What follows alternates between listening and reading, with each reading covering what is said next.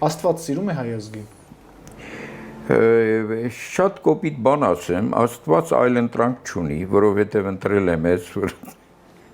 որ ընտրալի վիճակից ինչքան էլ փախչենք, չգիտակցենք, խեղվենք, մեկ է, մենք իր ընտրյալն ենք եւ ասեմ մեր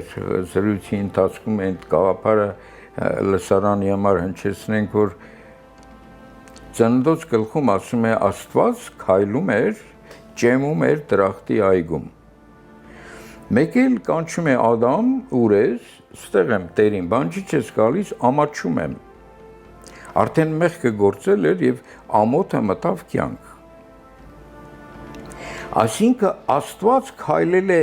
մեր այս հողի վրա։ Մենք հիմա ապրում ենք այն հողի վրա, որի վրա Աստված ճեմելով Ադամ է ստեղծել, տիեզերք է ստեղծել։ Ահա թե